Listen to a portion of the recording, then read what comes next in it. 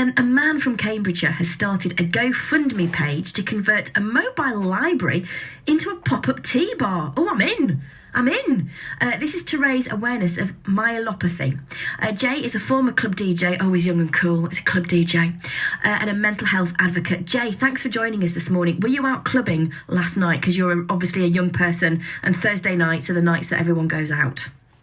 I'm not so young anymore, and no, I wasn't, I'm afraid. Excellent. Tucked up in bed by 9 like me. Now, not far off, actually. Hey, it creeps up on you, doesn't it? The love of a peppermint tea on an early night. Right. Now, listen, before we crack on, Jay, what is hang on, let me do it. I'm going to get it right. Myelopathy. Yeah, myelopathy, degenerative cervical myelopathy, to give it its full title, is, in short, it's a spinal cord injury that happens in slow motion. Right, that is tough. Yeah, it is. It causes various neurological symptoms. It can cause you to have loss of balance, poor coordination. You can have bladder issues, pain, extreme pins and needles, the complete loss of dexterity, and things like that. And it's a lot of things that we kind of mistake for signs of aging. Yeah. And we just think, it's par for the course, because it's not particularly common in people under 40. That's not to say it doesn't exist, but it's not particularly common in people under 40, and in people 50 plus, it starts to become more common. So what's your life like now then? Oh, life now compared to what it was before surgery is just completely different. Before surgery, I used to be a very proactive, I used to call myself a perennial volunteer, really, because I was always dipping my hand into something that, I was involved with Strawberry Fair, I was involved with Cantebrigge, I even did an event with your own Jeremy Salis, actually. Oh, I'm sorry to hear that. That must have been awful for you. Well, he did the daytime, I took over in the evening. Yeah, that's probably, I think the music would have been better that way. £10,000 in one day for that. And, as the kind of person that'd be very active and bouncing around and full of energy, lots of ideas. And now I'm kind of like a shadow of my former self, really. And that's simply because I didn't recognise that, A, this condition exists, and B, what the symptoms are. And because I was listening to symptoms then thinking, it sounds a bit like, not that I'm an expert, but I was thinking, this sounds like MS. Is it the sort of thing where you go to a doctor, it's a well-known illness that they can identify, or is it one of those ones where you sort of have to fight a little bit to really get a very accurate diagnosis? Well, unfortunately, it's not very well recognised at the moment throughout sort of general practice now. But I was fortunate in that a physio recognised all the symptoms. But you are right in that it can it presents symptoms that can be mistaken for other things. And that can be from what are known as Parkinsonian-like symptoms, to even something as mundane as if you've got carpal tunnel in both wrists. That's actually possibly a sign of myelopathy rather than carpal tunnel. Interesting. So it presents in these ways that can be mistaken for other neurological conditions. And because it's a spinal cord injury in slow motion, these symptoms tend to, they come on gradually and then steadily get worse. Jay, you mentioned surgery. Am I right? Just correct me if I've got this wrong. I understood that to mean that you had surgery for another problem, which then either exacerbated or highlighted the problem. There's no surgery to cure what you've got. No, that's right, actually. So surgery is the only option for those with severe myelopathy, because it's the only way to halt the spinal cord compression.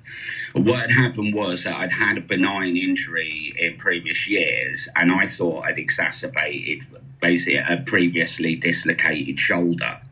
But when I was complaining about neck stiffness, numbness in my fingers, I couldn't do up my shirt, and I was starting to lose my balance a bit, that's when a physio kind of said, no, go to A&E. So I went to A&E, thinking I was wasting their time. I was apologising to staff all the way through, saying, I'm sorry, I know I shouldn't be here.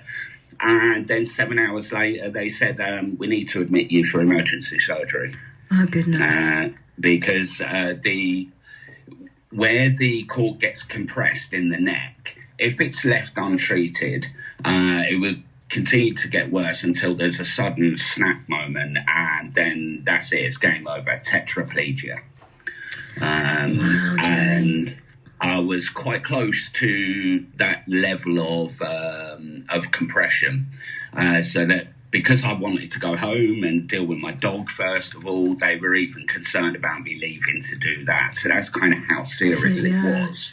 And to me, all that was that I got pains in my arms, and as I say, the dexterity issues, numbness, and I thought they were completely benign symptoms, just general, need to be more active, need more physio, and eternally grateful to the physio because this was done over the phone, a phone assessment in the middle of COVID.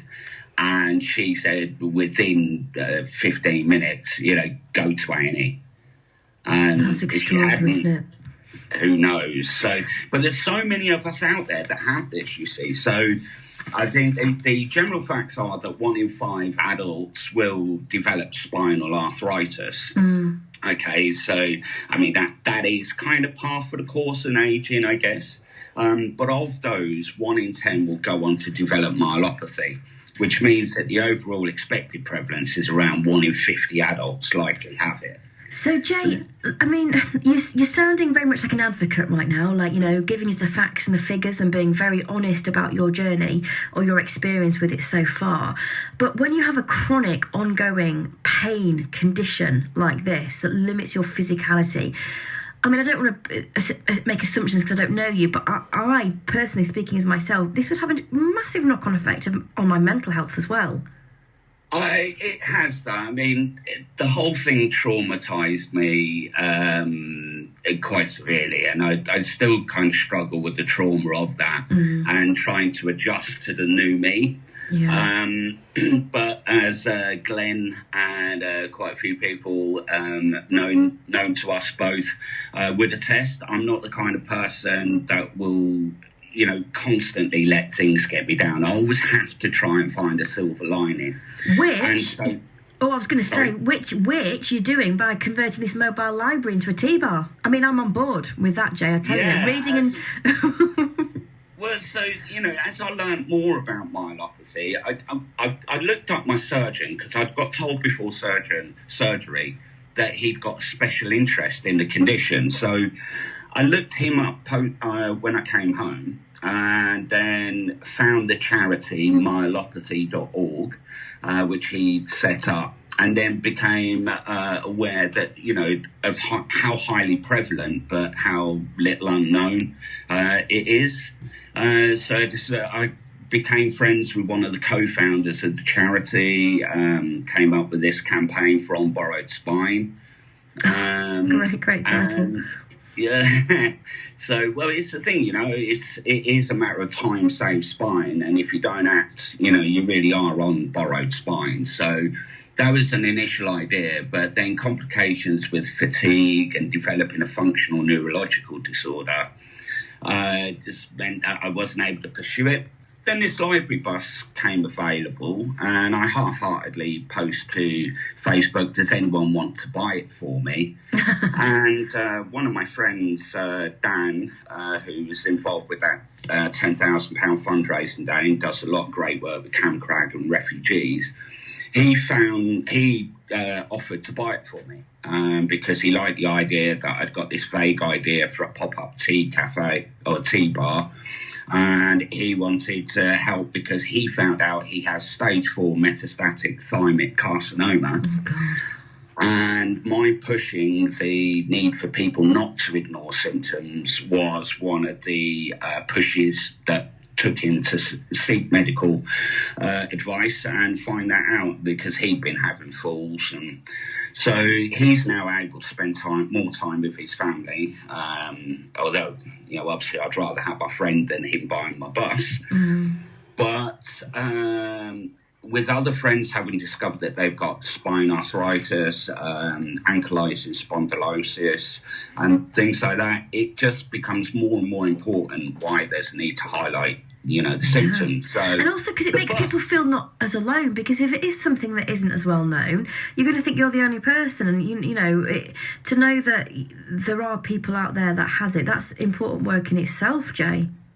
It is, yeah. And I think the most important thing is to get people to realise that, some of these signs are just so benign. I've got an article up at the moment which is written by my surgeon, Mark Cotter at Adam Brooks, and Benjamin Davis, and a couple of other people.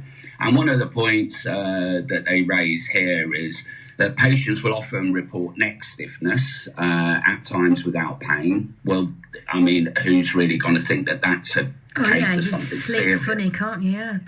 Yeah, absolutely. Or they'll describe, gait dysfunction, so like difficulties walking, balance, that kind of thing. And both hands, they'll have clumsiness or numbness or loss of dexterity. So, Jay, and that's the textbook case, is to have like gait dysfunction and bilateral hand impairment. So and yet, when you look at them, it's nothing. Jay, I'm conscious we're coming up to the news. I think now, people hopefully have learned enough from your story to be able to go and Google their symptoms or know to look up myelopathy. How can we help you with the mobile library? Because you want that to be a real community project, don't you? Do you need donations? Do you need practical support, like doing some woodwork in it or something? What do you need? Either the money to help get the bus refitted, or donations of, the services to refit it. Anything that can count. Bobble Vans supplied me a reduced cost water heating system, for example. So that's one way that people can help. But if you go to GoFundMe.com and just put in their search bar up there, On Borrowed Spine, you'll find On Borrowed Spine, a bus conversion with a mission, and you'll be able to read more about me, the condition, and the hopes to get out with a pop-up T-bar. And spread the word. Yeah, absolutely. Jay, you're the perfect example of someone getting lemons and turning it into lemonade, and I wish you all the best, and keep us posted on how you're doing with the pop-up tea room as well in the bus, because I'd love to follow your story if that's all right. Jay, thank you so much for joining us this morning. We wish you so much luck. That is Jay there, former club DJ, mental health advocate, living with, I'm going to try and get it right this time, myelopathy. And if there's anything that you can do to help, or you find interest there, then just look up his story, because it's really, really interesting. Good morning, just coming up to 9 o'clock.